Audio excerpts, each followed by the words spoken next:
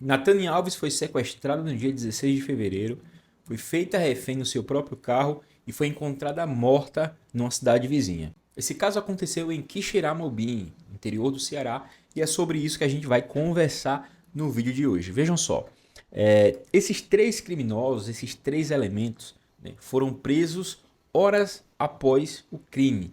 O crime aconteceu no interior do Ceará, no dia 16 de fevereiro. Aí, ó, o vídeo dela saindo da igreja, entrando no seu carro para pegar um objeto e de repente três criminosos se aproximaram do veículo, ficaram ali observando e perceberam a vulnerabilidade da Natane Alves.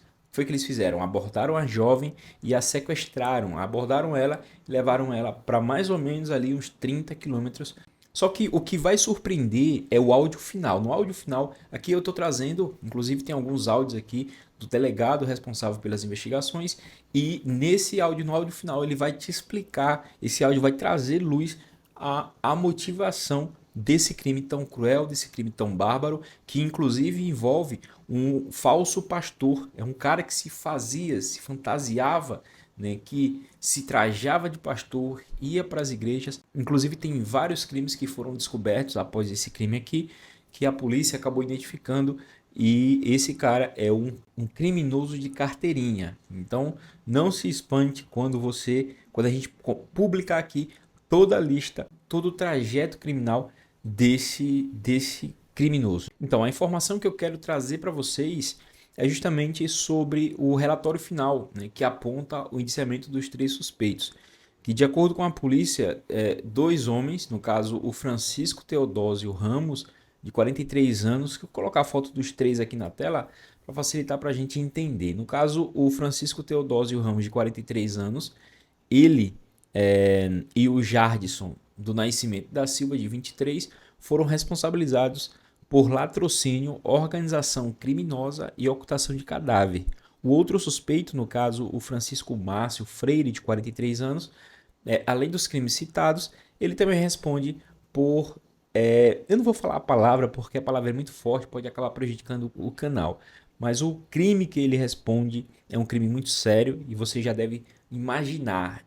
Esse crime, ele atenta, ele viola a dignidade sexual da vítima. Então você já sabe mais ou menos do que se trata. E esse cara foi, esse indiciamento, né, ele foi atribuído ao falso pastor, né, o cara que se fantasiava de pastor, se vestia de pastor, dizia para todo mundo que era pastor, né, usava ali com uma Bíblia debaixo do braço para poder ganhar a confiança das pessoas, e isso gerou uma grande repercussão, uma grande indignação.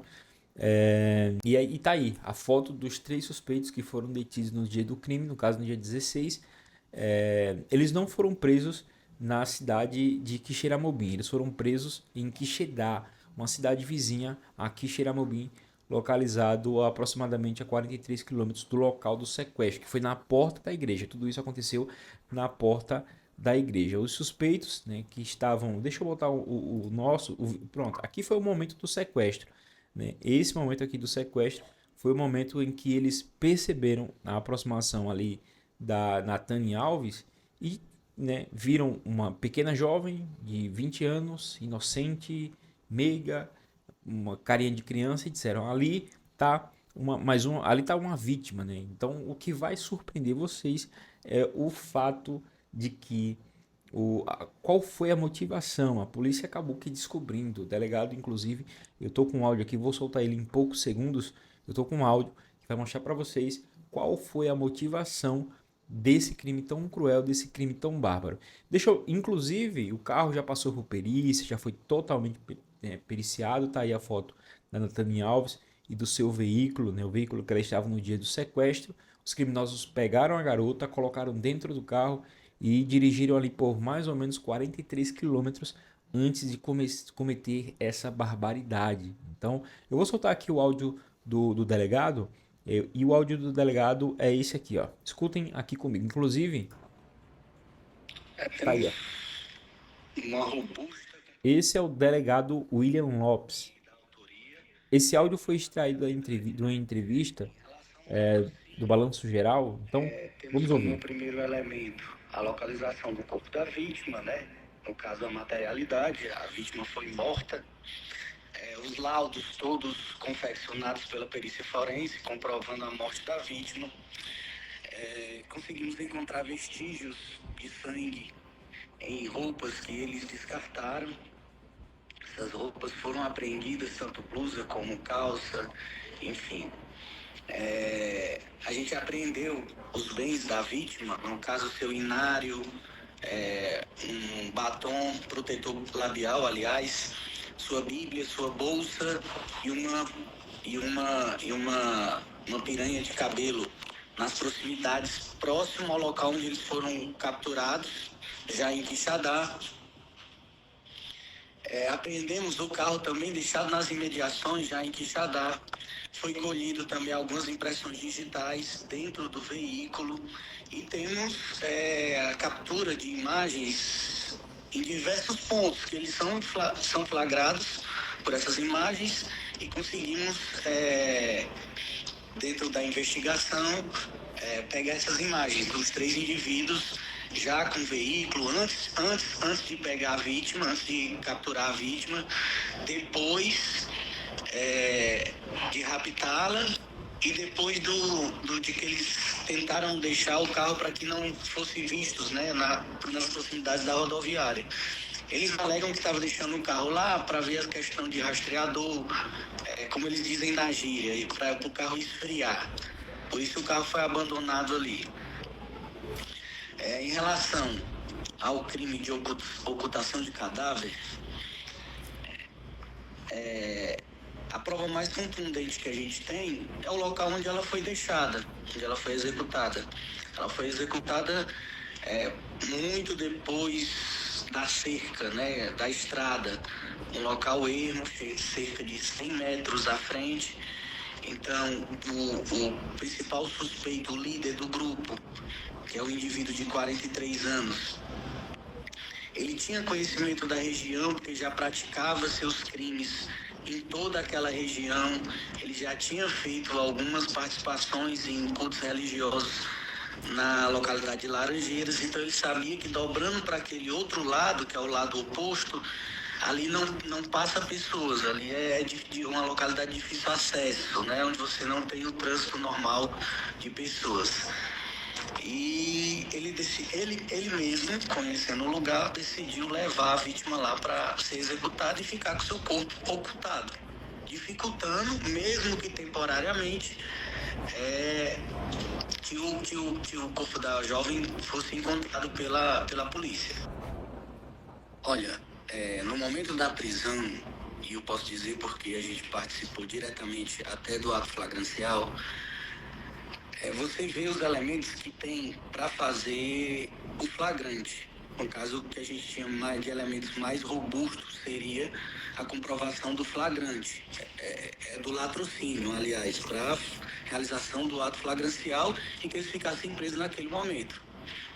Passado esse ato de flagrante, a polícia tem 10 dias para a entrega do relatório final, que é onde a gente vai, junto com os oficiais de justiça, aliás, os oficiais de polícia judiciária, vão fazer a confecção da investigação. Relatórios de investigação, solicitado perícias, requisitado perícias, enfim, tudo que vem da investigação vem depois do primeiro ato, que foi o flagrante. Então, naquele primeiro momento, já com as perícias preliminares, de forma objetiva, não existiam indícios da violação sexual, da dignidade sexual da vítima. No entanto, no desenrolar da investigação, que esse era o ponto que causava mais estranheza, tanto para a gente que estava na investigação, como para a própria população, porque eles entravam em contradição no momento que ela é levada após a cerca na localidade de Laranjeiras. E para isso foi requisitado as requisições dos indivíduos, a justiça autorizou, a gente ouviu eles novamente. A equipe dos oficiais investigadores também fizeram um trabalho muito minucioso no local de crime, do contexto, as circunstâncias, de tudo que ocorreu. E a gente chegou à conclusão no relatório final que pelas circunstâncias, ou seja, ele somente levou, quando chegou no carro, que eles desembarcaram ali, depois que entra na comunidade, aliás, que entra na pista oposta à comunidade Laranjeiras, eles andaram 400 metros no carro, pararam em 400 metros e ali todos desembarcaram. Quando chegou lá, ele sozinho levou a vítima a 100 metros do carro. Os outros ficaram e ele levou. Só que esse indivíduo de 43 anos, ele já nutria esse desejo pela vítima. Ele fez comentários no carro muito relevantes para a investigação, né? Um dos comentários que ele fez foi que, às vezes, o diabo coloca pratos deliciosos na nossa frente. O inimigo é sujo. Ou seja, ele já nutria esse desejo de violar sexualmente a vítima. Ele usava desse artifício para enganar as pessoas. Ele enganava as pessoas. Na mente dele, de forma meticulosa, de forma totalmente doentia, ele, na verdade, só queria enganar todo mundo, como enganou ela a todo momento. Ela não ofereceu nenhuma resistência no carro, porque ele a todo momento ia convencendo ela que iria soltá-la. E ela, uma pessoa meiga, delicada, muito ingênua, não passava pela cabeça da vítima que eles teriam a capacidade de fazer uma atrocidade com ela, dessa magnitude. Jamais ela imaginou, antes de começar os atos executórios, que eles fossem capazes. Era uma pessoa muito decente, uma pessoa que não via maldade nas coisas. Ela era uma pessoa muito passiva. Só que quando chegou lá, que ele começou os atos executórios, é natural, por um instinto de sobrevivência, que você resista. Então ele subjugou ela. Quando os comparsas chegaram, que escutaram os gritos, eles viram ele em cima dela, né, sobre as costas dela, ela de costas, com as mãos próximas ao rosto, e ele já tinha desferido algumas pancadas já com a pedra. E ela caída e com o vestido totalmente levantado. O que não é comum com a cena de crime. Uma luta corporal. O vestido dela e ele em cima dela. Olha, pelas circunstâncias do crime, pelo próprio indivíduo, que a gente fez uma análise também muito circunstanciada da vida pregressa desse indivíduo de 43 anos. Pela posição do corpo, a vítima encontrada em decúbito ventral, deitada, ele em cima dela, o vestido levantado, o trajeto que ele fez, né, saindo dos olhares dos dois outros comparsas e ficando a cerca de 100 metros depois. Pelos comentários que ele tinha feito anteriormente já no carro, né, que às vezes o diabo colocava pratos deliciosos na frente, enfim, falando o inimigo é sujo, com os dizeres, comentários já da sua premeditação. Eu entendi, e tudo resguardado e muito comprovado, robusto, de acordo com a investigação também dos oficiais investigadores, que ele teria atentado contra a dignidade dessa pessoa, a dignidade sexual da vítima. Muito embora não tenha havido a conjunção carnal, que isso fique bem claro. Ele não chegou ao extremo do ato, porque o ato foi consumado. Quando ele tocou nela, quando ele subjugou ela, ali já foi a consumação. Então, pessoal, você acabou de ouvir, né, relatos, na verdade, um áudio dessa entrevista aí com o... Deixa eu botar aqui a foto dos 3 criminosos.